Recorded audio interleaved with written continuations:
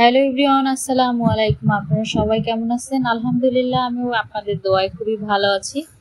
আজ নিয়ে আসলাম খুবই মজাদার একটি ভর্তা রেসিপি। আর এই গরমে কিন্তু ভর্তা হলে মন্দ হয় না। চলুন মূল রেসিপিতে চলে যাই। প্রথমে আমি একটু চুলায় প্যান বসিয়ে দিয়েছি আর সামান্য পরিমাণে দিয়ে দিয়েছি সরিষার তেল। 5-6টা শুকনো মরিচ আমি এখন হালকা আছে সুন্দর করে লাল করে ভেজে নেব। অবশ্যই হালকা আছে ভাজতে হবে, তাহলে মরিচের ভিতরে যে বিচিটা থাকে সেটাও খুব সুন্দরভাবে ভাজা হয়ে যাবে আর ভর্তাটা খেতে কিন্তু দারুণ ভালো লাগবে। মরিচটাকে আমি খুব সুন্দর করে ভেজে নিয়েছি। এখন আমি মরিচটা তুলে নিব। আর আমি এখানে প্রায় 7-8টার মতো বড় রসুন নিয়ে নিয়েছি, ইন্ডিয়ান রসুন। এই রসুনটা হলেই কিন্তু এই ভর্তাটা খেতে বেশি ভালো হয়, ছোটটা একটু কষ্ট হয়। দেখুন এইভাবে করে আমি ঢাকনা দিয়ে 4-5 মিনিট ঢেকে রেখে দিয়েছি। একদম পোড়া করে, একদম লাল লাল করে কিন্তু রসুনটা পুড়ে নিতে হবে। দেখুন আরো 4-5 মিনিট পরে প্রায় হয়ে গেছে। এখন আমি 2 চা চামচের মতো সরিষার তেল দিয়ে দিব। সরিষার তেলটা দিয়ে রসুনটাকে খুব সুন্দর করে নেড়ে চেড়ে আমি আরো 3-4 মিনিটের জন্য ভেজে নেব। অবশ্যই এখানে চেষ্টা করবেন সরিষার তেলটা দেওয়ার। সরিষার তেলটা দিলে কিন্তু এই ভর্তাটায় দারুণ একটা ফ্লেভার আসবে। আমি আরো 2-3 মিনিটের জন্য ঢাকনা দিয়ে রসুনগুলো ঢেকে দিয়েছি। দেখুন সফট হওয়া পর্যন্ত কিন্তু এটাকে ভেজে নিতে হবে। দেখুন রসুনগুলো কিন্তু একদম সফট হয়ে গেছে।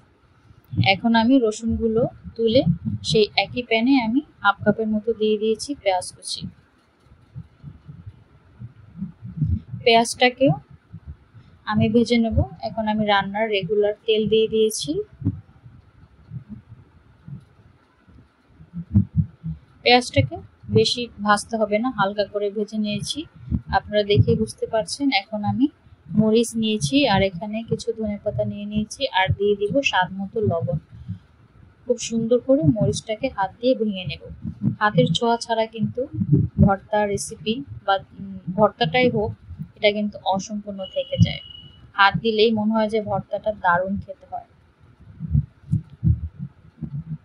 ধনেপাতা আর মরিচটাকে আমি ভালো করে গুঁড়ো করে নিয়েছি। এখন যে রসুন আর পেঁয়াজটা আমি সেটাকেও খুব সুন্দর করে হাত দিয়ে ভেঙে নেব। দেখুন আপনারা দেখেই বুঝতে পারছেন রসুনটা কতটা সফট হয়ে গেছে।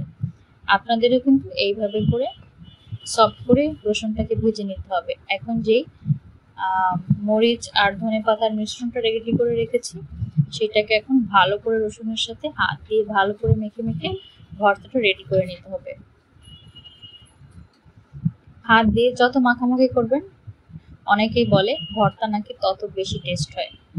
দেখুন আমার ফাইনাল লুক, ভর্তাটা দারুণ হয়েছে খেতে আর দেখতেও মাশাআল্লাহ অনেক সুন্দর হয়েছে। আর রসুন কিন্তু আমাদের শরীরের জন্য অনেক উপকারী। আপনারা চাইলে এই গরমে এরকম রসুনের ভর্তা খেতে পারেন। আর মাঝে মধ্যে বৃষ্টি হয়, বৃষ্টিতে কিন্তু এরকম রসুনের ভর্তা খারাপ হয় না। আজ এই পর্যন্তই। সবাই ভালো থাকবেন, সুস্থ থাকবেন। খোদা হাফেজ।